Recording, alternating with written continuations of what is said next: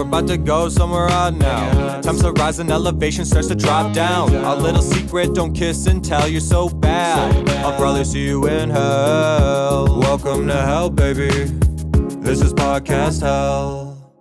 I don't mind people petting him. It's just that he comes in, he always goes to the camera and then like almost knocks it over, and everybody goes, and then he does something cute, and people, and then the podcast is everybody just going like this. Yeah. For 45 seconds and going, oh. It's Yeah. like a really fun audio podcast for people to listen to in their car. Right. And you don't really edit anything out. So I edit nothing. You would just leave that in. I leave it in. Yeah. I left in my friend taking a shit.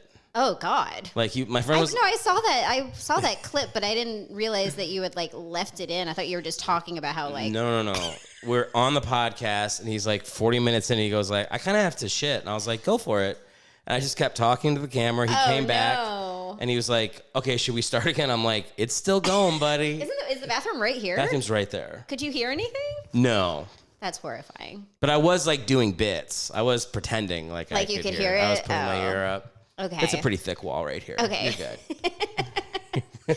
Well, I don't think I'm going to have to use the bathroom during this. You're a lady. I probably wouldn't do it to a lady. It's funnier if it's a dude. And I also wouldn't be like, I have to poop right now. Bye. You hear what he's doing? I do he's hear it. He's already fucking snorting. We're a minute in. He can hear us having fun. That's why. He's like, I want to be a part of it. So like this part will stay in. This is you're free right now for the next 10 seconds to say whatever you want. Oh, man. Oh, yeah, now you want in. Come on in. Oh, slip, slip, slip. I'm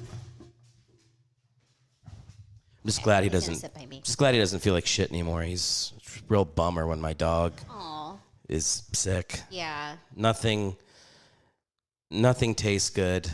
Whoa. Colors go away. Oh, no, for you? Yes. I get like really depressed. I think about my own death a lot. Oh. It's no good. I went to Starbucks right across the street, and they had like a fake scammy dog thing. What? It was called Paws on Death Row. Have you seen those guys? Is this a Starbucks thing? No, it's right outside of Starbucks. It's like it's their new egg omelet. No, it's like a fucking like a charity set up outside the door. Yeah. And so I walked in, and the lady stops me, and she's like, "Excuse me, you want to help dogs?" And she had like this like just the most scammy pitch ever. Like she's selling, whatever, fucking like instant timeshare in Times Square. And I was like, well, I do love dogs and I have a rescue. So how about I go inside and research your company? And if it's real, I'll come back out. You actually said that? Mm-hmm. I actually said this. Yeah. I'm going to tell you everything I said, including the biggest fuck up at the end. Oh, okay. So this is no like, I'm not going to edit any part of this story. Okay. I go into Starbucks. I buy egg bites at 7 p.m. Yes. Nothing else. We're going to talk about the egg bites after this. I just wanted the egg bites. I love their egg bites. Now he's going to knock over the fucking thing. He's okay. He's still being cute. He is being cute. Now he comes back. It's a whole thing he does. If you come here, I'll pet you. Go in there, eat my egg bites. Research this charity for way too long. The egg bites are long gone, and I'm just going through. Of course, they're just bites. So I'm looking up. It's called Paws on Death Row, and there's no evidence on it on like this charity thing I use to see if something's legit. The Reddit thread is like, this lady's like, the business address is like a storefront in New Jersey. Yeah. It's not a real. I have two guesses for what this charity claims to be. Either one, they're saving dogs that are about to die. That's most likely what it is. Or two, they're providing dogs to inmates on death row as like comfort. You know, like a comfort it's the first dog. one. Oh, okay. Yeah. I wish it was Option C, it's dogs eating inmates. It's the form of execution. No. They put them in meats and sick, hungry dogs. Game of Thrones style. It's fun. The dogs probably have a great time. Yeah. So anyway, I research it and I'm like, okay, it's bullshit. And then I'm like, how do I get out of this Starbucks without having to walk past this chick? And there's a second door. I'm like, yes. And as I'm like fucking throwing away the egg bites, the little wrapper, she comes in and she's like, hey, just wanted to give you the QR code. And I go, you know what? I Googled it. You seem like a nice person. And I just don't want to donate. And she goes, okay. And then I don't know why I said this. I went, I love you. And she goes, huh? And fucking walks out. I said, I love you. I was so nervous. I didn't know what to say. And I said, I love you.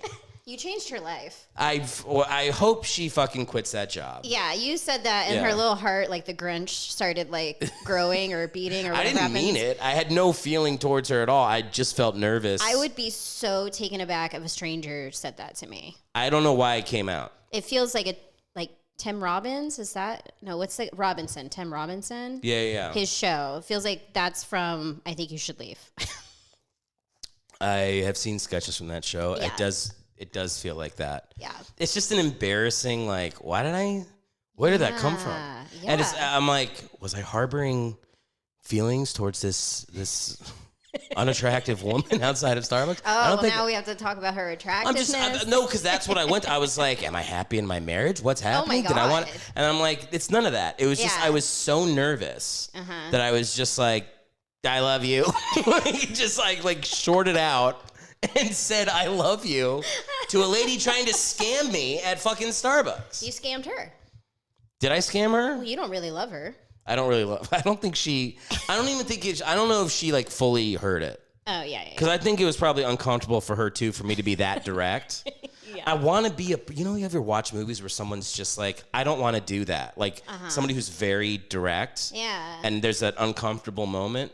Like my brother's like that. My brother just says what he feels. Sure. And like you have to deal with your feelings in that moment about. And I'm always like, but is there a nice way to say it? Here's the thing about this woman though. You told her you were going to research it. I did. She still came in and followed you, knowing that what you would find upon researching is that it's a scam. Unless she's like not a maybe she doesn't know. Yeah, maybe she like works for them. But also she wasn't that old. She was probably like, I don't know, 30.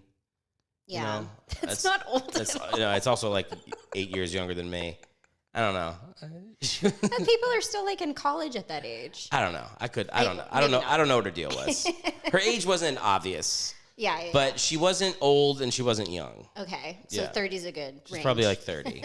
So I don't know, but I worked for a charity when I was very young that was bullshit for like a week. And I didn't know. I was like, oh, I'm assuming because it's a charity and they hired me. It must be, there's no way Children's International is taking 80% of the profits. But they were. Wait, I've heard of that before. Yeah, it's all over New York. It's like a legit thing. It's not legit. Or it's not legit, but like it's a big thing. It's a big thing. Yeah. They hire hundreds of very dumb young kids in New York. Yeah. And that was my first job in the city. And it was insane. Yeah, that's like the Greenpeace people too. Yeah, I feel Greenpeace is more legit. No, they're legit, but I'm just saying they get these like college age kids as like to get out there and, bother people. Children's International, like I remember like we rode the subway to like wherever we were in the city, and they're like I was training, so I didn't have to do it. I just had to watch people the first day. And the guy's like, all right, everybody, get in here, team. Everybody, hands in. We're doing this for the kids. Like, just so fucking positive. And it was like, I was like, this is going to be great. I love New York. And then like 45 minutes goes by. No one sold anything. It's also like New Yorkers are fucking throwing hot coffee in your face. Yeah. Like the meanest turndowns ever for charity work. Yeah. And then he like gets us all to huddle back up and he's like, what the fuck is going on out there? This kid's starving and you guys are fucking dragging ass. And he's just like ripping into people. Yeah. Half the kids like don't even speak, they're like foreign exchange students or whatever. I was just like, what is happening? This is crazy. Did you have a clipboard? I had a clipboard. I had a blue vest. No, when I see anyone with a clipboard, I say no. First I try not to look at them at all, but sometimes, I'm nice enough to make eye contact.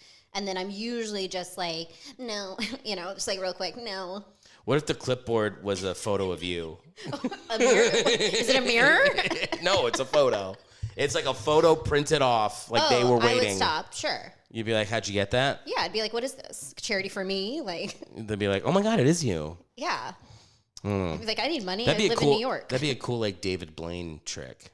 Yeah. Is he still doing something? I don't know. He's in ice somewhere. I thought he disappeared somewhere. He's doing something that's not really magic. Yeah. It's an amazing feat. Illusion. But it's not even an illusion. Sometimes he's just in ice. That's not an illusion. It's like a fine line between like an illusion / magic or like an art installation. It's not. I don't think it's any of those. Because that's like art too. Art. It's just a thing that should kill you that you're doing. Yeah. Well, Evel Knievel did that. Yeah. But he was, a daredevil.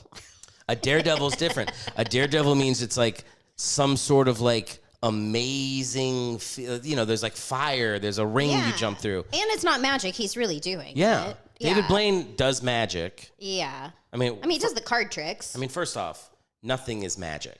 Magic doesn't exist. It's a trick. Yeah. So he does he does great tricks. And then on top of that, he does things that should kill you that don't kill him for some reason. But he would never die from them because he's got plenty of people that are going to come and like pour hot water on the ice or whatever. Something. Like he's never going to... Evel Knievel, like I think died doing a thing. Didn't he? Did he? I think so. I think he died like in a gorge or something. Sorry to laugh. But I think he did die like... You don't have to apologize to the Evel Knievel family. Well, it's rude to be like, ha ha, he died. We can laugh on that. Okay. You can All laugh. right. We can laugh at the stupid death. Well, I apologize to the Knievels if they're listening. There are Knievels somewhere. They're hanging out. I don't know if that was his real last name. Knievel. Well, Could it have been? Is it like Czech? If your last name is Knievel, you either have to, you have to do something with the word evil.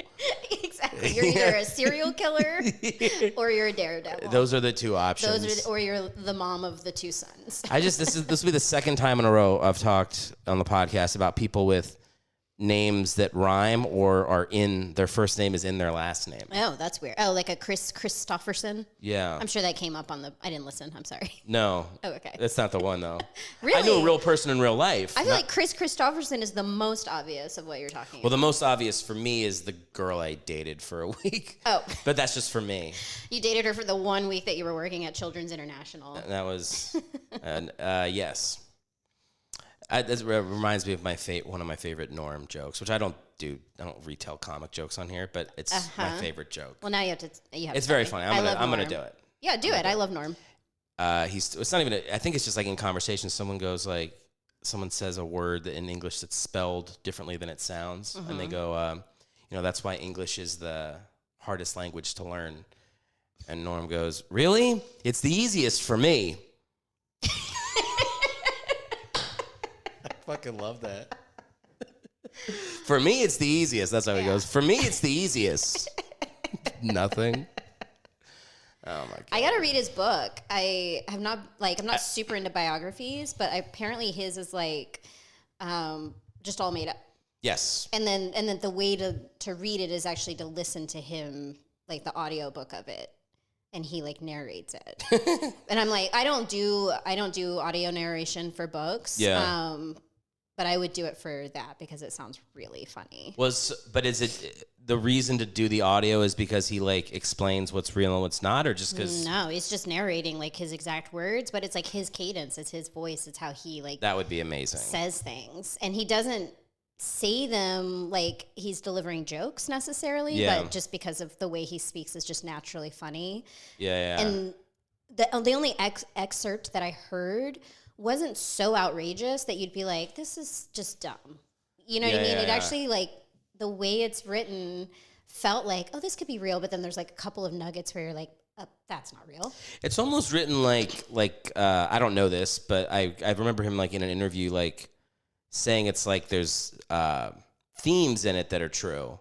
But all the stuff is like it's like the Bible or something. Yeah. Like you have to read it as allegories that paint a picture of how he feels about things. Yeah, that might be what it is, because it's sweet too, because the excerpt I heard was like he was describing his first memory, and he was like, I remember, and it starts off very sweet, and he was like, I was in my crib and I saw this and I saw that, and of course I don't have any details for you right now, but it's like the way he like sprinkles in these details, you're like, okay, wait, no. I love that shit. He like intentionally was not as big as he could have been. Oh, intentionally? I feel like it was intentional. Like he didn't want to do as much as he could have. I could see that, sure. Yeah. Like Do you listen to the Conan podcast? This is the fun part of the podcast where I just list other podcasts and things I like. I don't, because I don't really listen to podcasts. Okay. Sorry. What? Excuse me? No, I do sometimes, but I have to be like on a job that has a commute. You know, my jobs like change all the time. So if I have a job that has a long enough commute, then I'll get into some podcasts. But I don't really listen to them just like at home or whatever. Yeah. I'm the same way. Yeah, but I do spend some time in the car, on the road, whatever, airports. I'm not anti-podcast. I find them enjoyable. It's just I have a lot on my plate. Okay. Entertainment-wise, you know. No worries. There's no judgment here. It's okay if you don't like podcasts. Okay. No, it's not that I don't. I like them. I just don't have time for them. I like other things more. Take it easy on Dez in the comments, guys. There's going to be one comment. Who is she? No, the comment will be, great job, son. I'm proud of you. From my dad. Yeah. Oh, okay. All right. That's funny. No, because there was an interview with the guy that wrote Weekend Update with him. And basically they wanted to fire the other guy, the guy that was writing a lot of the jokes. Mm-hmm. And Norm was like, no, you keep us both or I'm gone too. Yeah. So like he basically like, everybody's like, he got fired off of SNL. Uh-huh. But this other writer was like, no, they offered for him to stay. He just left out of principle and never told anyone. Oh, that's and sweet. It's like that, but that's the kind of thing where you're like, if he was some like fucking Hollywood guy just trying to do whatever, you know, like the rest of us, he would have just fucking been like, yeah, get rid of him. Yeah. Or talked to him and been like, hey, is it okay? And then guilted him into letting him say yes. I would have done that. Yeah. Yeah. Or done it. Yeah. And then been like, I didn't keep the job because of you, and then that guy owes him. Yeah, I might do that too. I might be one of those.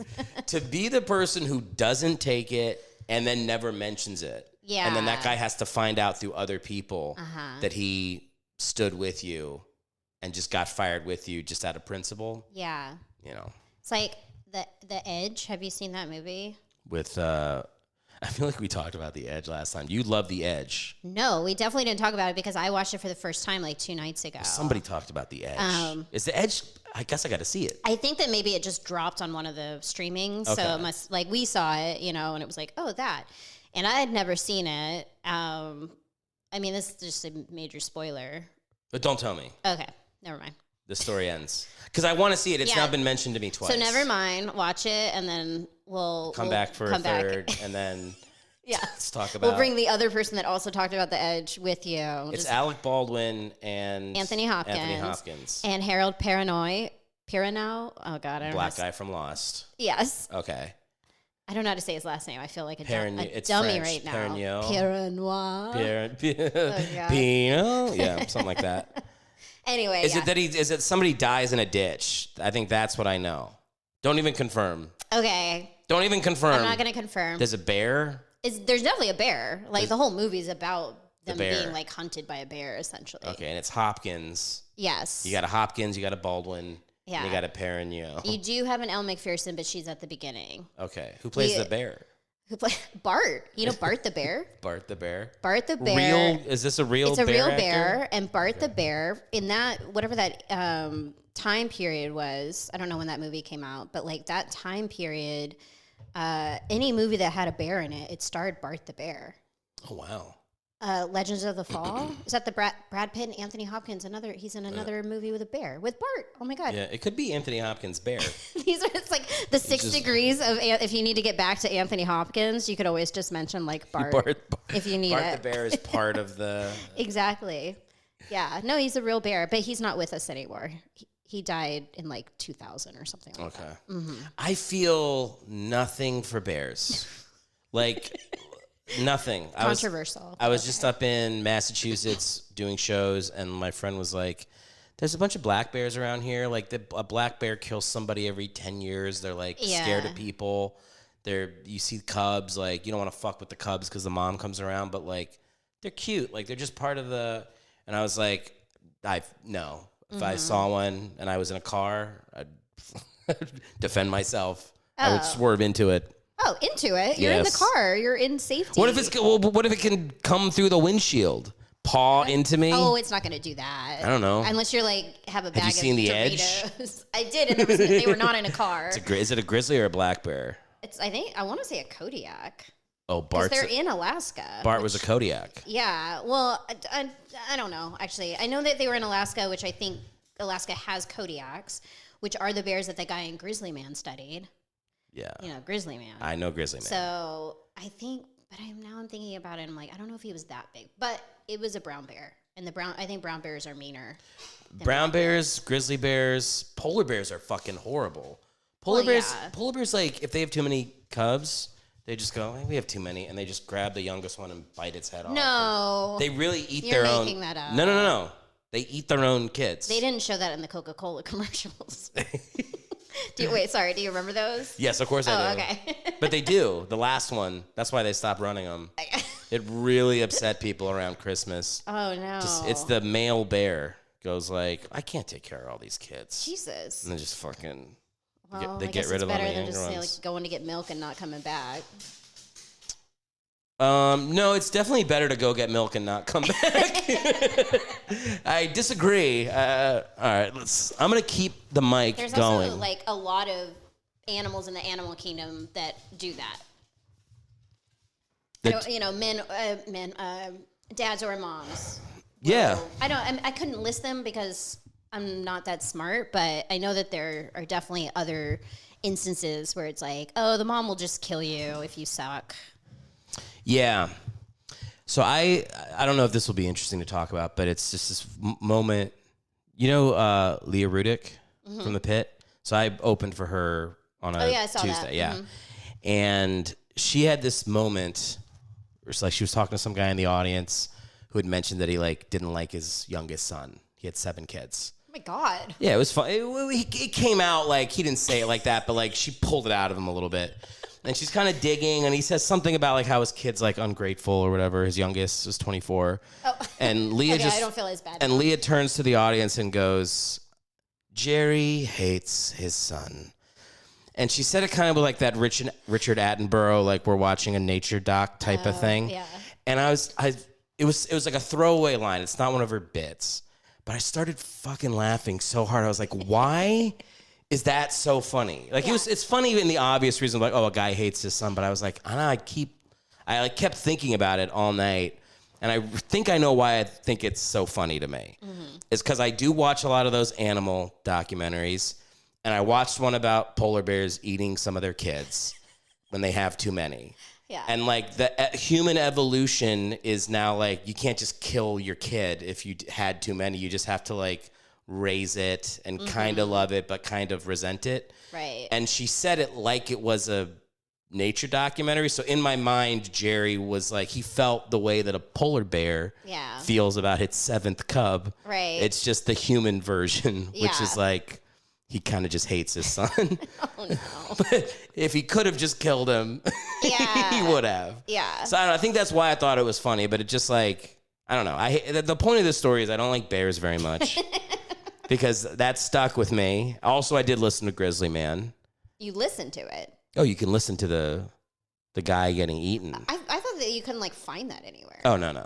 Oh, is it out? Oh, it's out there. I've never heard it. I saw the movie, and I remember at the end there was like a caption, like a chyron or whatever that was like, because it's so graphic, we destroyed the tape or something like that. Yeah, but then you go to Google and you just go. I Googled it. You go Grizzly Man tape, and it goes doodle-loop, and you just watch it. You can watch everything.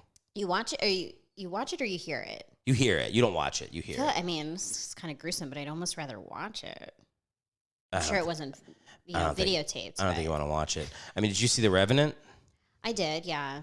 But like when I was watching it, I was like, this is fake. This is a fake movie. So I wasn't as like affected, but like with. I think that's what it looks like. Oh. Like, I think The Revenant's pretty realistic of a bear killing you. Yeah, except he survived. Well, he has a gun.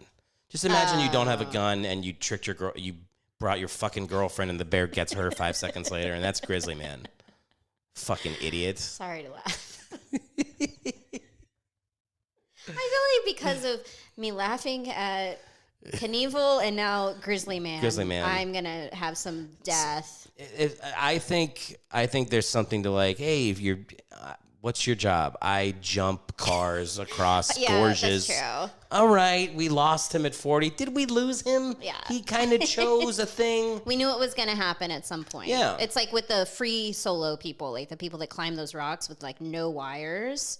It's like, of course, sad when they die, but it's like not surprising when they do. You're like, okay, it finally got you. The rock finally got you. Yeah, you know? anytime you watch a movie like, we're going to Everest, it's like, not all of you. Yeah, some of you are staying at Everest. Yeah. Oh, yeah. Check in, no check out. No, it's always like all those movies. Like I watched The Alpinist. Alpinist? I think I saw that one. Yeah. Mm-hmm. And they're like, they try to like make it like this.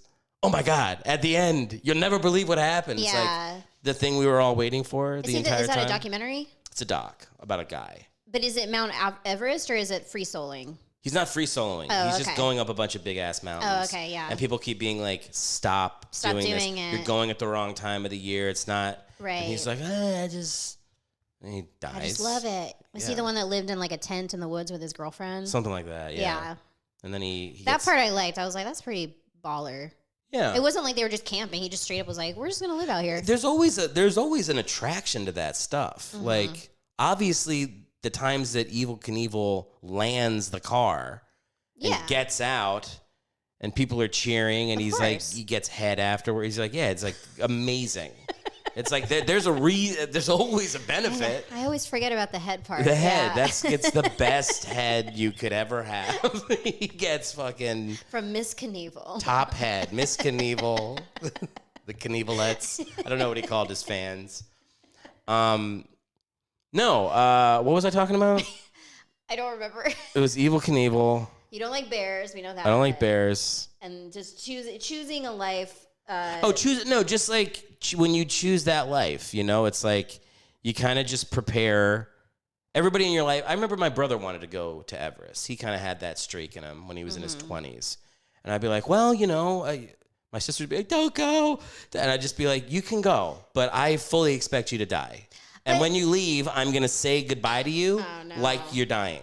Oh. And then he turned 30 and got a girlfriend, was like, yeah, I'm not going to go fucking die on Mount Everest. Yeah, someone loves me now. What was I thinking? I was like, you're an idiot. Like, but I do think, like, I don't know. I think that, like, Everest is easy, like, in a way. I think that the people that die nowadays are because they're, like, ill-prepared or they have, like, health stuff or they're old. Like, I think it's, like, many people, you know, reach the peak and come back down and survive, is what I'm saying. Yeah, but also many people die. Really? Yes. Are the numbers that high? I don't know what you're talking about. There's no way the numbers are that high. I think it's like a quarter of the people, when they get to a certain point, die. Like, it's not easy at all. It's the tallest mountain in the world. What are you saying? I feel like I feel like there's been so many people that have survived it, and then I feel like the people that don't, it's usually like their own stupidity. That's what I was under the impression. And then potentially like an avalanche that'll take out, or a storm. The greatest. Or or the fact that it's the tallest mountain in the world and we're not supposed to go up there. I think I could do it. You cannot do it. I could not do it. I could definitely do it. None of our friends from the pit could do it. Maybe. We don't say names. Oh, sure. Are we saying names now? Apparently. Beep, beep, beep. I'm not fucking beeping out. Well, that's positive. It's not like we're like, you know, who won't survive. I'll beep out asshole.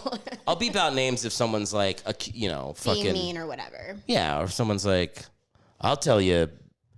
I got a Me Too story for you. Let me tell you someone who got Me Too'd and the guy who did it. It was. Okay. I was very tempted to say, but I didn't do it, just because for. Well, people that would know him would think it was funny because that would be the furthest thing from the truth. Of course. But yes. I'll cut all this out. All this is getting cut out. Okay, good. The whole thing. The whole podcast starts now. Thanks for coming on. Oh, yes. Let's No, what you're saying about Everest is one of the worst takes that's ever been on this podcast. If you go to Everest, like the last mile is just a bunch of dudes frozen. Like, I would love to see like that. How tall do you have to be to die on this mountain? Six Flags guys. It's so many people die on Everest. And I'll take a picture and I'll come back and develop the photos and we'll look at it. You definitely should not do that. Apparently that is like the worst of all the things you can do. Oh, sure. Yeah, of course. I guess I wouldn't do that. I'd be tempted to, though. I'm gonna be. Of course, yeah. I would actually probably take a picture, but I wouldn't like post it or share it to any. What? You would just take it and then look at it and be like, well, no, I mean, I'd show people. I shouldn't have this. I'd be like, look, to you, but I wouldn't post it on like Instagram. You look at this. This is Greg Johnson. I don't know his name. They leave the bodies there as mile markers. I know. Like you find the dude, they're like, here's Yellow Jacket, and they're like, we're getting close. Yeah. If you hit dude with a head frozen off, you've gone too far. That's the You're whole. next. That's yeah. Oops. But like, what are they called? Not shamans. What are they called? Shamans. Is it a shaman? I think so. There was a different name. But the guides, they, take Sherpas. If you go with a Sherpa, they've been up and down a million times. They do, yeah. Yeah. But that's different. They walk with their bare feet and they listen to the mountain and they're like, its heartbeat grows stronger. Like those guys, they know. That's who I want to be. I want to be like that. You don't want to be. I'm not going to be barefoot though. You get frostbite on your toes. I would like to come back with my feet for sure. I don't think anybody wants. I don't think it's possible to become that guy after the age of 15. Yeah. I the guess second that's you true. looked at a phone, you're like, you can't be a Sherpa. Yeah, I guess that's true. And if you showed a Sherpa a phone, and you were like, here's how you Google every sex act you've thought of, they would masturbate for a week and die. Like they wouldn't be able to handle the power of what we have. So I don't think it works. Yeah. I think that's a hard You're choice. either that or You're either that or not that. It's not. I mean, it's also like, they're Nepalese, right? Yeah. So I think if you like grow up in that area, you like are, well, maybe not now, but back in the day, like way back in the day, they didn't have all that shit anyway. You know what I mean? Yeah. So now if you're deciding to live that lifestyle, you have access to those things. So where are you? You're not like a monk, right?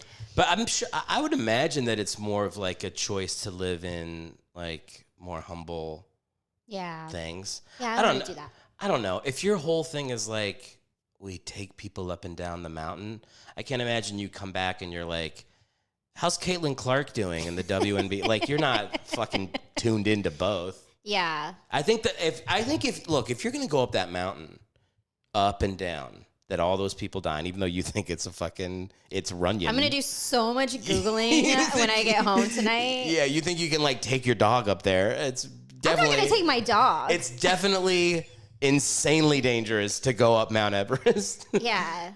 Yeah, but anyway, if you're like, I think if you're doing that, you have to be thinking about that when you're not doing it all the time. You have to be like meditating on it.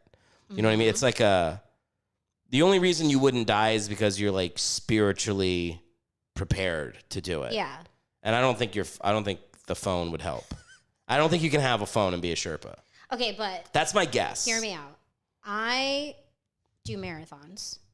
Okay. And that's not about being like an athletic. That's all here. It's a mental thing. And I feel like I really believe that I could get to the top and survive. I would train and I would like educate myself. I wouldn't just like book my flight tomorrow. I would like do all the things that you need to do to prep for that. But I also think I have the mental fortitude to like not die. Do you know what I mean? Yeah. I mean, it's hard to describe, but I think that I have like a fight. I don't have a flight. I have a fight in me. You know what I mean? I hear you. I feel the same way. Okay. But I would die. Then you have fight. No, but I have a fight. Yeah. I think both things can be true. I can say sure. I would not let myself die. Yeah. But I would die. And I think you would too. No, I wouldn't. I think we would both die on Everest. I really like. I want to the prove people that you go wrong. are like the people that go are like the best hikers. I will be that. I don't think you just become that. I don't think you just train. I don't think you can train. I think it's like you have to be like whatever the like physical peak. You have to be that. Like I don't think people over 30 go. Oh. I think it's like a thing for like there's a window. I in your did say life. that the people that probably die the most are older. Probably. Okay, I don't consider myself. I don't think you should. I don't think you should be going up there if you're like if you've even started to hit that or crest. You probably shouldn't go. Mm-hmm. Like there was my brother really wanted to like he was in pretty good shape, and I remember like he hurt his back or something. I was like, there goes Everest. Oh, you can't go. Did you actually say that to him? Yeah, I think I did. I don't remember what I said. But no, I was like, I think you have to be amazing. I think you have to be like It has to be your life. Okay. And you have to be like prepping to do nothing but that and have been that for years. I'm going to Google You're all not, of this. I don't, there's no way. I'm going to Google all of this when we're done. The thing you could do is you could probably get to base camp because people do that. And that's not easy. Isn't that at the bottom? No. But it's like, base camp at Everest would be like hiking to the 5th tallest mountain in America over the course of a week. Look, I'll tell you what's going to prevent me from ever doing Everest is not my fortitude or my mental ability. It's money, because it's also really expensive to do. Is it expensive? Oh, yeah. Yeah. It's really expensive. And I think that I think you could do it without a Sherpa, but I think it's like you want to go with a Sherpa, and I think even the Sherpas are really expensive. Yeah. The gear, the training, all the stuff. It's like in the like tens of thousands. It's very expensive. And when it comes to money, I'm like, no, I'm not going to do that. Yeah. So the Sherpas also go back up and get the bodies if they're not too high. Oh, yeah? That's one of the things they do. Oh. They retrieve the dead. Okay. Yeah. Yeah. The legions of dead at the base of Mount Everest. Uh-huh. Yeah. I don't know. Now I'm actually, this talk is kind of getting me pumped to go to Everest too. Let's do it. Let's do it. I did talk to my brother, and I was like, if I get in good shape, we could try base. We try to get to base. Yeah. But then he reminded me, like when I was a kid, I went hiking on the Appalachian Trail. No, not the Appalachian Trail. PCH? I went to I did do that in preparation for this place in Arizona. It was called Philmont. And I went up this mountain called Mount Baldy, which was like, I think the third. Heard of Mount Baldy. I think it's like the third tallest in the U.S. Mm-hmm. And the whole time my nose was bleeding and I was really sick from altitude. Yeah. So I could not go to Everest. I just remembered also I went hiking last week on a mountain in Burbank. I don't know what it was called, with Milo, my dog, and my partner. And we did not get that high before I was already miserable. My feet hurt. But in my defense, I didn't realize we were going to be on such an incline. I thought we were just going for a nice little like trail walk. And so I wasn't like dressed appropriately. It was super early. I hadn't had my coffee. Yeah. And I was like, and also I probably had a cigarette the night before or something. And I was like, oh, okay. So maybe I can't do Everest, but like mentally I can.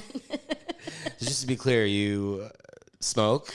I'll quit. You need coffee in the morning. I need coffee. You don't like inclines. I hate inclines. I love snow. Oh, snow's nice. Snow is so pretty. Snow's nice. It's so pretty. What people usually die on Everest is not liking snow. So I think you would make it now that. Oh my God. I don't know. There are journeys. Like I'm doing a soft 75 workout and starting in a little bit. And like, why is it soft? Because there's hard 75. Yeah, I think I know what hard 75 is, but what's soft? Soft 75 is a much gayer version of. You can't say that. 75 hard. It's like I only have to work out once a day. I have to read a book. I have to drink less water. Less? Well, not less water than I'm drinking now. Oh, okay. This is all in comparison to hard 75. Hard, okay. So I think it's meant to, it eases you in. They literally named it so that you feel a little embarrassed having to say it. Yeah. You could literally just tell everyone you're doing the hard 75. Nobody's going to question you. That's true. Like, now they will, because if they listen to this, but. Well, yeah, and I've also said it on every single podcast for like 3 months. If you were doing the soft 75, and then at the end you came out like, and you were like, bleh, and I was like, whoa, what's going on? I'd be like, soft 75. No, you could literally be like, hard 75. I wouldn't be like, are you sure it wasn't soft? I would not. I would be honest. I'm trying to be honest. That's that part of the soft 75? That's part of the soft 75 is like, you can't lie about it. It kind of is like, that's the whole, it's like the hard 75 is very like marine-like training. Yeah. And the soft 75 feels a little more like getting zen. What does your dad think about you choosing soft over hard? That sentence. He is an army man? He is an army man. Yeah. I don't know. I haven't talked to him about this choice yet. Yeah, don't dissect that sentence. No, I don't want to. What does your dad think about you going soft versus hard? I don't know. I don't talk to my dad about those things. I think it's the right decision. I think the other thing is like if I can do soft 75, I might graduate. Yeah, of course. I might do the hard. Yeah. The other thing is I have travel, and you can't fucking travel doing hard. Yeah. You work out twice a day for 45 minutes, separated by 3 hours. Yeah. How the fuck do you do that? And you're on a plane? How do you do that if you have like a job? You work out in the morning, work out after work. Oh, I thought it had to be separated by 3 hours. It does. I see. Oh. Work out? So your job is only 3 hours long? No. 3 hours or minimum. Is the minimum. Oh, okay, okay. Well, you can't do an hour and a half workout. I see, yeah. Yeah, it has to be 2 separate workouts. Okay. And one of them has to be outdoors, Okay. no matter where you are, no matter what's happening outdoors. Right. So if it's raining. Well, that's fine. Oh, what if it's sleeting? Oh, I could handle that. What if there's a tornado? What if you live in Tornado Alley? Yeah. If this you- is too hard. If you're on day 74 and there's a tornado, Yeah. you have to go outside and do jumping jacks as it comes down your street. You got to like run against the wind. Otherwise, or into the wind. that would be good. If you run with the wind of a tornado, well, no, not a hurricane. It would Yeah. help your pace, I think. It's like running with weights. Yeah, I would never do that. Really? Running is hard on its own. Why are That's we true. making it harder? I don't know. I feel like it would make your marathon easier. I mean, the only thing we need to fix about the marathon is up here. Like, I'm never going to be strong and, like, the most athletic, like, runner. Like, when I have bad races, it's because, like, my brain, I get, like, in my head about it. But if I have a race that's good, it's because the whole time I was like, let me tell you what I think about when I'm running. I think about being a badass bitch. Okay. Depending on the song, sometimes I imagine I'm a hip hop dancer and I'm doing like choreography in my head. The newest thing I do is I pretend like I'm a really good soccer player. I am a soccer player, but I'm not a good soccer player. Okay. So I like to pretend, and I like have moves in my head where I'm like imagining the plays like play out. You have these like things going on in your brain, and you like forget you're running. I promise you. Yeah.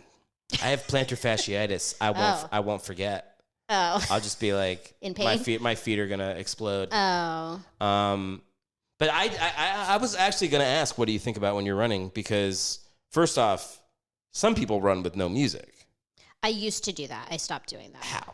Well, I used to do it because it was a safety thing. Because it was like when I first started training, I lived in New York, and there's so much going on, and it's just like unsafe if you're running around the streets, but also if you're running like alone in the park. Like you just need to be aware of your surroundings. I don't know how I did it. I think I just did it. I think my thoughts maybe kept me busy. Were you running on cement? Mostly, yeah. Do you run on cement now? Mostly. Sometimes I do a treadmill, and then occasionally like a gravelly type of situation. Gravel's probably the best. I don't like gravel because I'm always like rolling my ankles and stuff. Oh, you're Or you know, like gravel. Like is gravel the right word? Like on a trail. Yeah. Yeah. Well, like, no, gravel would be like, gravel's like little tiny. Gravel would be fine if you're running on like rocks. Yeah, like what you would cool. find in Runyon, but that's kind of like dirt. Yeah.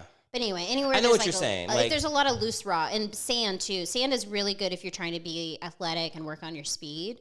But I just feel like my ankles are always rolling. even in sand. Yeah, because it's just like unstable. You know, you're like. But if you run, what if you run? I mean, yeah, if you're in like the desert. But what if you're like at the ocean where the sand meets the water line? Yeah, ideally that's where you would do it. Yeah, and then you can also pretend you're in Top Gun. There's a couple things. That's where my mind would go. Yeah, and I did when I was we would go to the beach, and I was like still in high school, and I was like actually on teams. I would go run on the beach. Yeah, and I would put myself in Top Gun. And I also like, sometimes I would like, if I was running, I was getting tired and I didn't have, because I also used to have, it was like, there was no iPods, it was CDs. So I had a CD player. Yeah. And it was a shitty one. So it skipped. So I'd hold it up and I would run like. You're like a waiter, like getting the. Coming, sir. Yeah, listening to fucking Hoobastank, just, I'm spinning out of control. That was my workout for a while. But yeah, like, so sometimes I wouldn't bring it because it would just be too much of a pain in the ass to run like that. Well, yeah. And then I would have to like start like just singing nonsense in my head and like kind of like as I would shuffle along, I would have to go. I would just start saying and I would do that for like 30 minutes. Yeah. I must have sounded and looked insane. Oh, for sure. Yeah. You don't like the sound of the ocean? I feel like that would be like really calming. No, I would talk to myself, and I would say things. Fuck you, Dad. Fuck you, Dad. Like, I would just start doing that as I was running. Oh my gosh. That was my workout. We used to run so fucking much in high school. It's crazy. Same, Shin splints. Yeah, I never had them, but yeah, we ran a lot. We would run the loop, which was in DC from the Exorcist stairs. We'd run 3 times up and down those stairs? Yeah, those are in DC. Oh, wow. Yeah. In the movie, the guy goes out a window in LA and rolls downstairs in Georgetown. Oh, yeah. So we'd go up and down those Exorcist stairs, and then we would go to the Washington Monument and the Lincoln Monument, and then back to our boathouse. Yeah. It was like 4.5 miles. But we would do it every day after being on the fucking water. Yeah. So, like, we had one boat, so first team would go, other team would run the loop, get off, run the loop while the second team rode. Yeah, and this was, like, after school. Yep. Yeah, it's so crazy to think about, like, I might have brought this up the last time, actually, but, like, when you're in school, you have a full day of school, and then you have, like, athletics that are really extreme. I mean, in my mind, maybe they weren't for our age back then. And then potentially, if you were me, you had like either your teenage job that you had or you had other clubs you were in. And you squeezed all of that in a day, and you would do that every day, Monday through Friday. Yeah, that is true. Because I had a job starting sophomore year. I don't think I went every day. I think I probably went like 3 or 4 times a week. Yeah, same. Sometimes on the weekends. I think there was like a law about if you're under 18, you couldn't do full time or something like that. Yeah. Or at least I don't know. I could have just made that up. Yeah. I feel like you weren't allowed to work a high school student. Yeah, it was like once you were a full 40. Once you were allowed to start dating Jerry Seinfeld, you were allowed to work full. Sorry, Jerry. He's listening. Did you watch Unfrosted? No. Should I? I don't know. It made me laugh. Oh, did it? Okay. It's obviously very dumb. There's zero character development, but it made me laugh. The subject matter doesn't interest me. Me neither. Oh. Not at all. Okay. I could care less. It is about Pop-Tarts, right? Yes. Yeah, so I'm not and it's like it is a joke delivery system. There's a joke every maybe 10 or 15 seconds. Oh, okay. And that I liked that because I don't know how many movies there are like that anymore that are like, this is just trying to be funny. Jokes. Zero emotional. When you think it's something emotional, it's a joke. Yeah. None of the characters change. I could be down with that. It's like, it's an easy, dumb watch. And there's a couple moments that are very funny. Okay, I'll watch it. And you probably know people in it. Oh, okay. Yeah. I mean, that's not why I'm going to watch it, but I'll enjoy that. Yeah. Sure. I didn't want to talk about Unfrosted though. What was I? I was saying something else that I cared about. Exercise. No, like high school and having a job and not working. You were working part-time. Oh yeah, Jerry Seinfeld dated a 17-year-old. That's what it was. That's That's how I got. No, but I was saying like, yes, in high school, the amount of things that are on your plate. It's so much. Are crazy. It's You're insane. never busier than when you're in high school. Yeah, and back then I was like, I wouldn't go to bed until at least 1 because I always stayed up and watched Conan. And he came on at like 11:30, I think, so that finished at 12:30. Yeah. And then typically there'd be some sort of half-hour or whatever show that followed that. I can't remember. It was before. Last Call with Carson Daly. No, it was before that. I don't think he was on yet in that time slot. Or he like must have at some point. But there used to be something else that came on after Conan. And it kind of like, I always fell asleep with the TV on. And it was like this old TV that was like, I'm not that old, but like the TV itself is. Yeah. And it was black and white, and it was like a 3-channel, like click, click, turn. And then this doesn't have anything to do with the fact that it's old. We just didn't have cable. And so it would always be like, I'd be like asleep and always wake up in the middle of the night and be like that popcorn, like static on the TV. Anyway, that was me every night. And then up at whatever 6:30 in the morning or something to go do it like all over again, and that's just crazy to me. But you only needed like 4 or 5 hours, and you were good. Yeah, and you had endless energy. You could also eat like fucking gummy bears and be my God, all right, that's breakfast. I ate so bad in high school because you didn't gain weight, or I didn't gain weight. Yeah, at least not in high school. But also, your body just uses everything as fuel. Well, that too. Yeah, it's amazing. You're like. we'd have like soccer practice every day. So we had built-in exercise. I wouldn't exercise otherwise. I wasn't the type that was like, I can't wait to exercise like in my free time. But like soccer, that was like built in. So I didn't feel the consequences of like eating terrible until like I moved to New York. Sure. And then I was like, oh, okay, this one ballet class I have a week is not going to cut it anymore. Yeah. But you were you mean like a workout ballet class, not like... No, I went to like a theater school, so dance classes were required even if you weren't a dancer.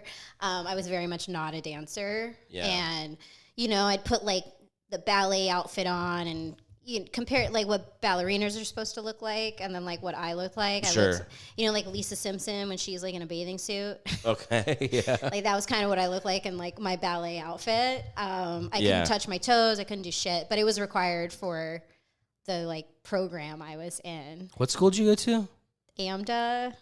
I always hate saying What is that? I've never even heard of that. It's the American Musical and Dramatic Academy. Okay. They have a branch in LA and New York. And one person out of every class eventually makes it to Broadway. Good ratio. Someone from my class actually just now is premiering on Broadway, or I think she already did premiere, but she just finally made it to Broadway. But she's from my class, like from that time. Oh, that's cool. Oh my God, she's been working the whole time. To get... She's been consistently working at it. She's talented. Yeah. She made that her path. I think a lot of us made it our path in the first few years after graduating, but then we were like, oh, wait, this is hard. It's so hard. I also my wife would describe, because my wife loves musical theater, and I think probably thought about that a lot, like doing that. But when she describes like being on Broadway, 8 shows a week or whatever, I'm like, sounds like prison to me. Oh, it sounds like amazing to me. Like I would love to make my living that way, but like the competition and the talent you have to have is, I'm not cut out for it. You also, but like you can never leave. What do you mean? Like, what if you're like, I'm gonna go do a weekend in fucking Martha's Vineyard? Well, you have contracts. Yeah. And I think what happens if you're like the star of the show is like you have built-in days off, and that's when your understudy would step in. Okay. And then it's great for the understudy. But what if you're an understudy? You're just there every night? I have no idea. Yeah, probably. But you want to be there every night. If you're at that point, you're like, it's your dream. Ugh. But it's also like if you're in Chicago, let's say, like one of those musicals that's going on forever, it's up to you if you want to leave. You know what I mean? Like if you want that to be your contract forever and ever, I'm sure there's an ensemble member in Chicago that's like, I've been here since we opened. Like, you I don't like know. age into like the older roles or whatever. Yeah. I mean, I don't know. I don't know how it works because I've never been on Broadway, but I imagine there's like, there's fluidness with your times, I think. I auditioned for Book of Mormon from the Pit. Yeah. And then I got called. Oh, did you know that? No, I just when you said I auditioned for, I should have been like Book of Mormon. I got called back. Yeah, cool. And I got to like meet the director. Yeah. And like for which role? Josh Gad one? They just had you read. They just had you sing like 3 songs from the musical. Okay. And then you sang Hoobastank? I don't remember. I actually don't remember what I sang. I had to have a couple people from the Pit teach me. Yeah. Like I didn't even know what a book was. Like I was I was not auditioning. What do you mean a book? Like a book, like your book. Like your book of songs. Oh. Okay. You never heard somebody say that? How do I know a term you don't know? No, but I mean, okay, like the book of the musical is like the script. No, but like, okay, what would you say if like the songs that you have, what would you say that is? I would say binder. Okay, binder. But sorry. But you're like, I didn't know what a book was. I'm like, a book? Okay. No. So I had to get like songs. Yeah. I had to learn how to sing. I had to like, prepare this one song they had and then like bring my own. Mm-hmm. And it was all from fucking improv. Yeah. I think I did a musical improv show and was, fucking around on stage. Probably after you fucking taught me how to do it. Thank you. You're welcome. I mean, actually, as I'm saying this, I'm like, you're part of that story. Yay! And then, and then I auditioned for that, and then never again. Yeah. Well, I mean, they kind of like reached out to the improv community because I remember a lot of males in the improv community were like auditioning for that show, but it was a lot of like non-musical people. I think they just wanted people that were genuinely funny. Yeah. Because you can be like there are Broadway actors who are funny, but not as funny as you know what I mean? Like no, it's a skill set. It's they're like anything corny, else. you know what I mean? And so it's like it's nice to like put real comedy into something. Yeah. That's usually pretty, seen as something that's pretty corny. You know They're what I like, mean? and now I'm telling a joke. You literally, like, that's literally how I perform. Like, musical improv. Like, everything I do is like, rawr. Yeah. I remember having so much fun in your class. Oh, yeah? Your musical. I mean, I think it was like one day or maybe it was a weekend. Yeah, it was like a workshop or something. Yeah. It was a blast. Yay, I'm glad. And it felt like such a, like, oh, that's what they're doing. Yeah. Because when you watch people make up a song in unison with other people on stage, you're like, how the fuck? Yeah. It's like David Blaine. Blaine. It's good, it's really amazing. Of course. When it's bad, it's so cringe, though. Yeah.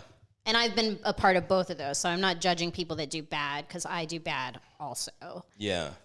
But there's something about, like, with musical improv, it feels less cringe as a performer. Like, when you're up there and you're bombing, it feels like easier to get yourself out of it in musical improv because it's just so, like, fun, I guess. Whereas, like, regular improv, sometimes you can feel like you're, like, dying out there. Yeah. But you also need improv is, like, a community thing, so it's, like, you need the support of your fellow players also. Like, there are times where I felt like I'm dying and, like, I don't want to, like, pass the buck, but I'm like, God, like, nobody really came out and helped me. Like, I was, dying out there, and everyone's, like, on the back line just like, good luck. It's such a difference, like, because, I did improv for forever, and when I started doing stand-up, the feeling of bombing, so much worse in stand-up. Yeah, that's why I won't do it. I'm too scared. It really is just the audience hates you. Yeah, it's scary. It's like everybody else that comes up and does stand-up, it has the exact same thing you do. A mic and their voice. And, like, when I remember bombing improv shows and having so much fun and, like, laughing afterwards and, like, not caring. Stand-up, no. Stand-up, I'm like, I want to fucking fight someone. Like, it's like... It is literally like a fight between you and the audience sometimes. My fear is that, because we've talked about how I want to try stand up, but I can never quite get myself to do it. And my biggest fear is hecklers. And now I'm putting it out there and I feel like it's going to happen. But yeah, well, if you do it, it'll happen. It'll happen. I mean, mostly I think it'll be fine. But my fear is that at one point I'm not going to be able to handle it. And when I get, I get shaky. And, like, maybe sometimes cry. I don't know if I would actually do that on stage with, like, a mic in my hand, but I might, like, spiral a little and, like, not, like, remember where I am. Yeah. You know what I mean? I will tell you, I had hecklers this weekend at one of my shows. Yeah. And they were, like, right up front. There's 4 of them. It was 2 couples. It's fine. But also, hecklers, they're not always mean. These guys were mean. They were actually mean? It was two ladies were mean, and then their husbands were drunk. But the ladies were being mean, and I had to, like, go kind of hard at them to get them to stop. Yeah. But it's like like anything. It's like anything else in comedy. It's scary until it happens, and then you're like, oh, now I know what to do. Yeah. And you learn. You're like, okay. Sometimes you can just be like, hey, would you mind keeping this? I know you're trying to help. It's cool. We'll talk after. Right. And that's fine. Yeah. And sometimes you're like, you're fucking fat face, and you have to just annihilate somebody. Them. Sometimes you have to be like, shut up. This is me saying it nice. Yeah. I know that saying's mean. It's going to get worse if you keep talking. And then you have to, like, you learn. You're like... Well, I guess you don't post those videos. Sometimes. I mean... Because I think you're really good at handling hecklers, but I think that you usually post the ones that, like, end up being funny. Well, it always, I mean, look, not to pat myself on the back too much, but, like, I don't remember the last time there's been a heckler and it's actually ruined the show. Right. Because but there were times in the beginning where I'd get a heckler and be like, how do you fucking deal with this? Right. And sometimes it's impossible if it's, like, a terrible venue, someone's just drunk and needs to be kicked out. Like, like, I'm trying to think of, like, the worst one I've ever had. But I know there were shows in New York where it's like there's a fucking homeless person in the show that's just, like, losing their mind. And you're like, this isn't even heckling. This is like someone's having a fucking panic attack or something. Yeah. So stuff like that where you're like, Well, okay, I can tell this. Fuck it. It was at the Aloha Comedy Festival in Honolulu. And the guys at the festival, nice guys, they fucked up. They didn't book the venue properly, so a show was going to get canceled. And it's like we were guaranteed 3 shows. People fucking flew out to Hawaii. Yeah. So they like wanted to try to fix it last minute, and they're like, the bar downstairs has a stage. Okay, which is great. The bar downstairs also was let in homeless people, and there were homeless people. Like literally, a guy pulled his dick out and like pissed in a Coke Zero bottle. What is this bar? Some bar. It's just some bar. It was very weird. But it was like, as it was happening, I was the second comic to go up. I had 10 minutes. The first comic tried to do their jokes, and he's literally having, like, people, like, drugs out on the table, like, not fun ones. And they're fucking just doing them. And the bartender's, like, screaming, and it's just very weird. Yeah. The first comic still tries to be a comic. Ugh. And the guy that's running the festival is, like, in the room kind of looking at it, being like, should we pull the plug? What is this? I'm pissed. I'm going up second. I get on stage. People are yelling. I go, everybody, just quiet down for a second. I get them to be quiet for a second. I don't tell a joke. I just quiet. It takes like a minute to do that. And I go, it's great to be here. Long time since I've performed at a methadone clinic.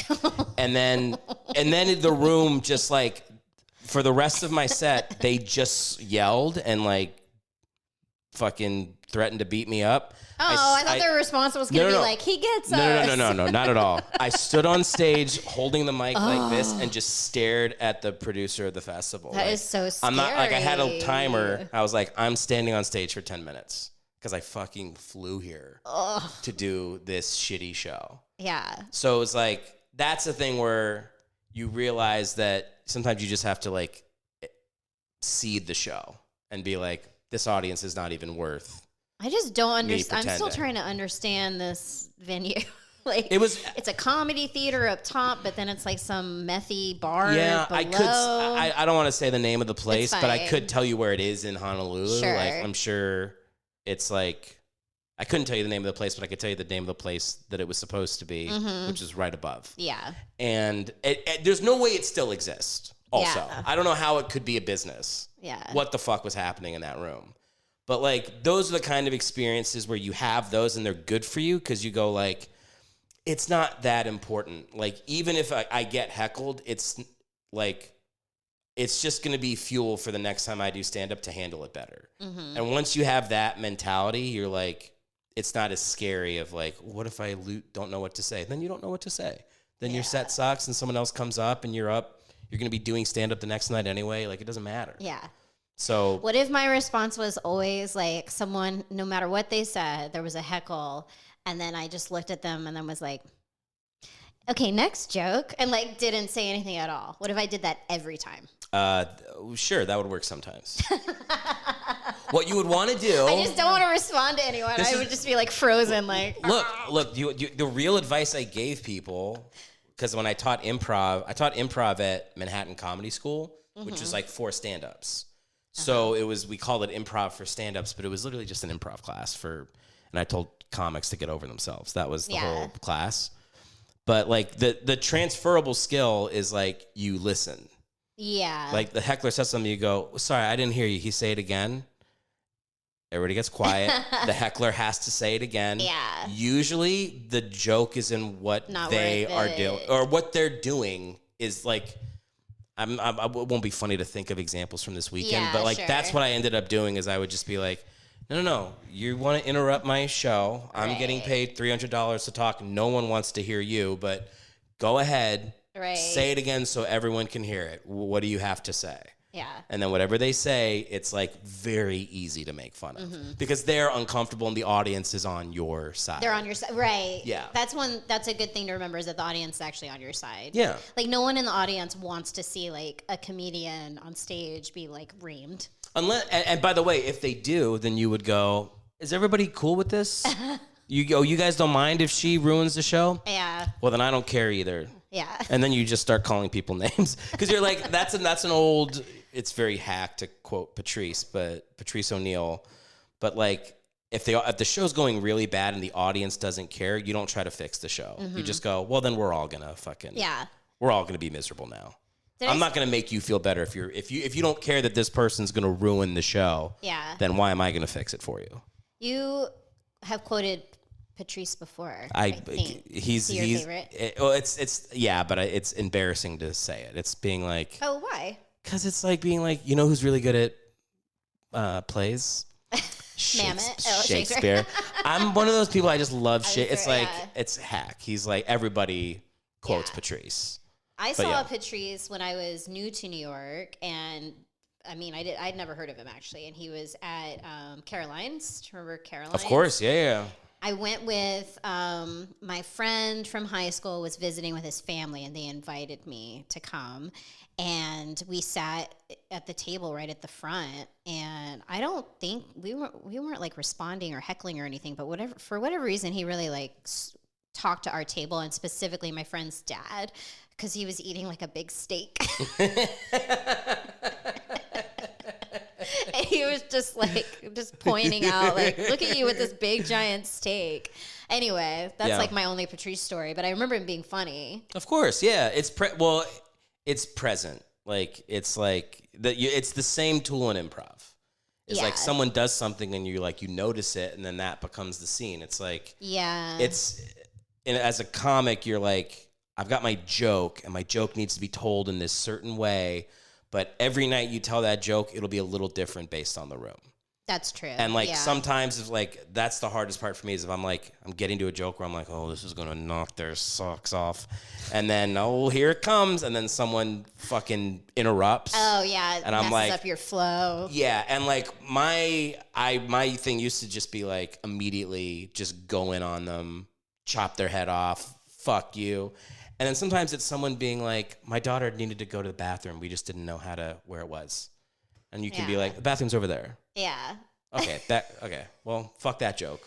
Yeah. And then back into it. But like, yeah, it's just, as an improviser, you're much more prepared for a heckler than you think you are. Yeah. I feel a little okay knowing that I at least have that. Yeah. But I don't improvise anymore either, so I don't. We're doing a podcast right now. You know how to do it, like. Oh, it's talking. Okay, yeah, you're right. It's just talking. It's just being free in the moment. No, you're right. You're right. Yeah. Sorry, I don't know why I'm having this. Like, I don't know. What are you? I'm like falling apart. You're like, well, help me figure out my life. What's funny is you have like no more confidence in your comedy, which is great. But I have a lot of confidence in Everest. In fucking Everest, you're like, I'll get up there. I don't like inclines, but I think I could get up Everest. I hear it's easy. Yeah. Easier than stand-up, am I right? You need to switch your confidence meters on those two things. Well, my life coach said, no, I'm just kidding. I don't have a life coach. How much are you really debating doing stand-up? Oh, I mean, I have... No, like jokes. Like on my notes, I have jokes. I just just do it, Dez. I'm scared, Eric. Of what? Of what? Of hecklers. But there's no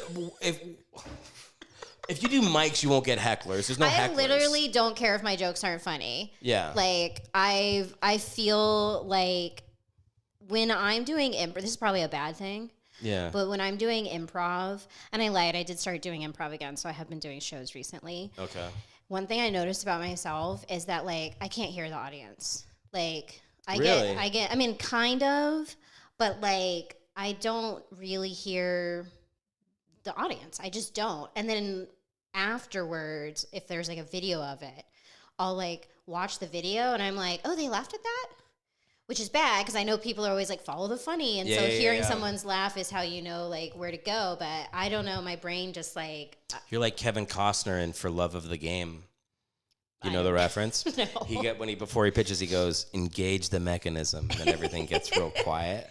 Maybe. And then he can pitch. I think it's more that, like, I'm just becoming, like, more and more... like neurotic and nervous. I'm very nervous, and I think I just black out a little bit. Maybe your hearing's going. My hearing's go. I do get very focused on the show itself. I'm not saying that I'm out there just being like, nothing, but I get focused on that, but it's like I can only focus on like the improv. I can't like think about what's out there. You know what I mean? Interesting. So there's a chance that I might do that in stand-up, and I might be being it. heckled and not even hear it. I bet. Well, you want to hear what I really think? What? I think it's time to do stand-up. Oh, yeah? Yes, I think if you're doing improv and you can't hear the audience, to me that's like that makes me think of like a fruit has grown too ripe on the vine.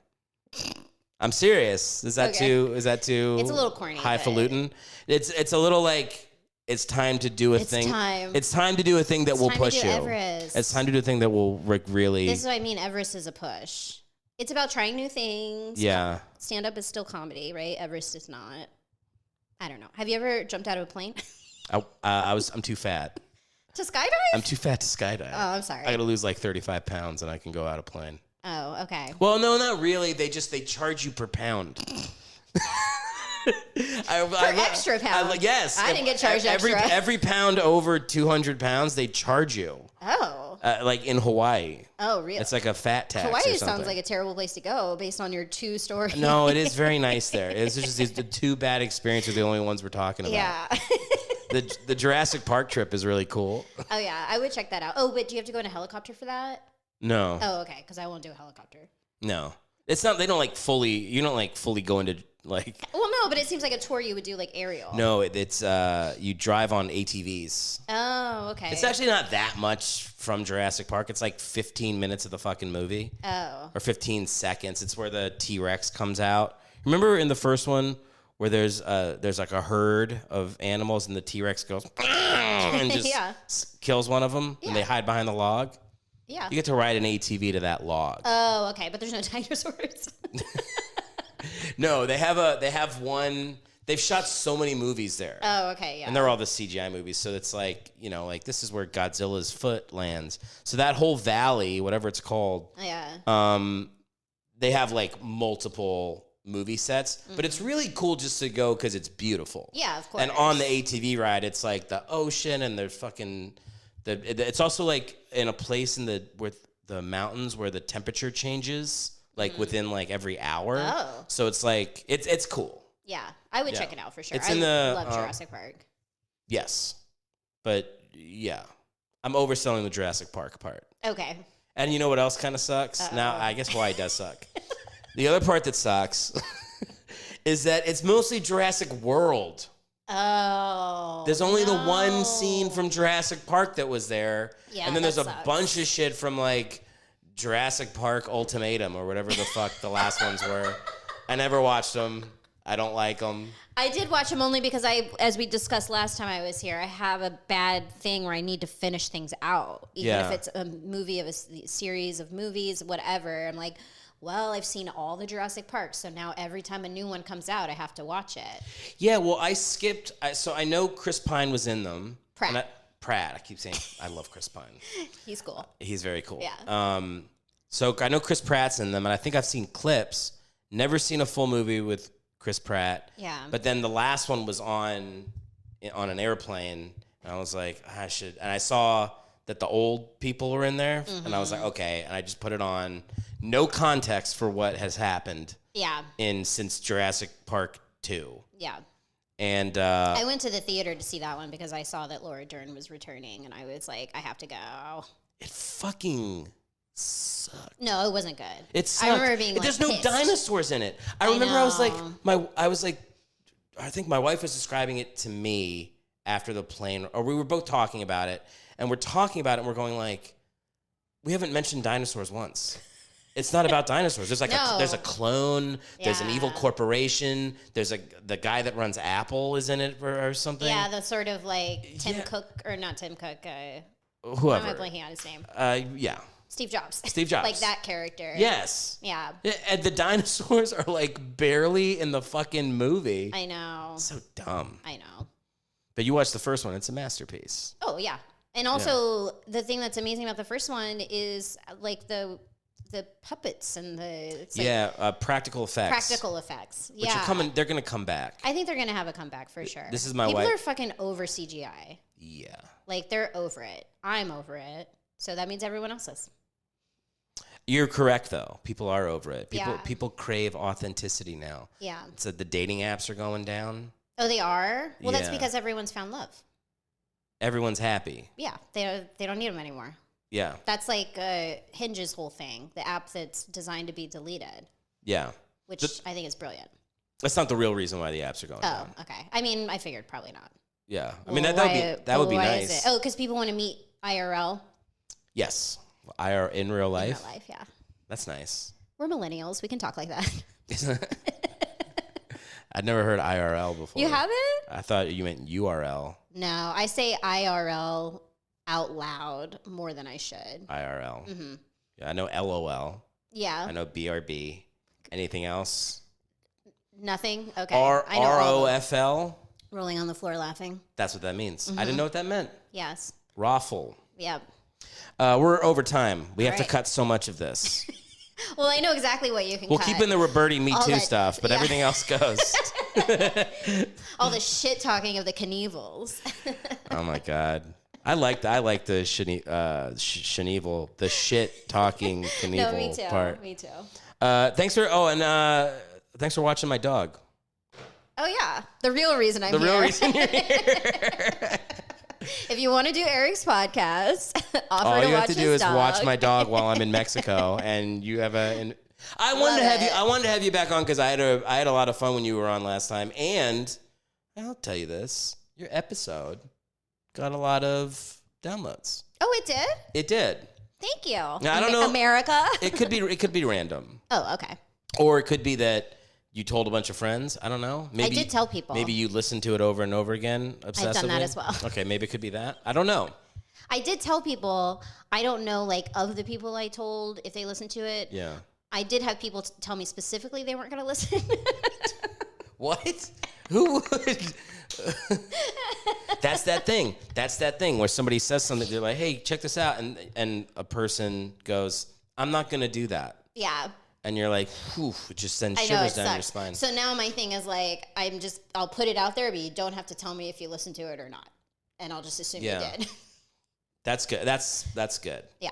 Here's my trick: is if I want to give advice, I go, "I have some advice, but it's totally okay if you don't want me to tell you. I'll just keep it to myself." Uh-huh. And everybody goes, "This is what everybody does. This is what everybody does." They go, "I'm good. I don't really want any advice." I go, "No problem." And then 30 seconds go by and they go, "Fuck you." Because now they want to know. Yeah, of course. Yeah, and I go, yeah. "Well," and then I Yeah. get to say what I think, and it's not unsolicited. Because I feel like it depends on what the situation is, but I feel like I would just say yes no matter what. Yeah. I can't imagine any scenario where I'd be like, I don't want your advice. I don't know. Yeah, no, thanks. I could imagine telling somebody I don't want their advice and meaning it. I could imagine myself doing, Yeah. But like, I don't know. Advice is advice. Take it or don't. I feel that way too. But it's also like, it kind of depends on who it's coming from, though, because sometimes if there's someone who's always giving advice, it's like, okay, but you're actually just judgy. You know who you are. I actually do know somebody that listens to this podcast that does give a lot of advice. Uh-oh. Ooh. And you know them. Oh. Guess. They give a lot of advice? They give a lot of advice. Lucas? No. Oh, I don't know. I was just trying to think of the What first... are we doing? I'm just like... nothing against Lucas. I was just trying to think of the first person that I like. Yeah. Oh, Rob. Yeah, it's Rob. Lucas was the first person I could think of that does your podcast a lot. And then I was like, oh, yeah, Rob. Rob told me that he would be happiest if he could just sit back and just give people advice all day long. That's all he wants to do. That should be his podcast then. Well, his podcast. Well, yeah, that'd be a good. I mean, I know that his podcast is like the improv and the bits and stuff, but like he could have a podcast where it's just like advice with stern advice. Oh shit! Oh shit! Rob. Stern advice. Whoa! He's got to do it. Oh Yes. my god! Dude, you just fucking unlocked it. I did, yeah. Now he's got to rebrand. He's got to get a whole nother logo. Or maybe he gets a second podcast. Stern advice. Holy fuck. That's great. Yeah, let's end on that note. Where were you when I was naming my podcast? Podcast I think Hell? this is a great name, though. It's a little bit of what? Hell and hell. Yeah, Right. well, that's actually what I thought. I thought it was because of Hellwig. I didn't know that it was because you were like stuck in podcast hell. I thought It's both. It's both. It's both. Okay, yeah. You know, it's a double entendre. Yeah. No, this is great. Yeah. It's no stern advice. If he doesn't do it, you should do it. Yeah, it'll work just as well. So where can all my listeners follow you? I'm on Instagram, Dez Nash. DEZ Nash. Great. That's basically it. Awesome. This was fun. Thanks for doing the show. Yeah, thanks for having me.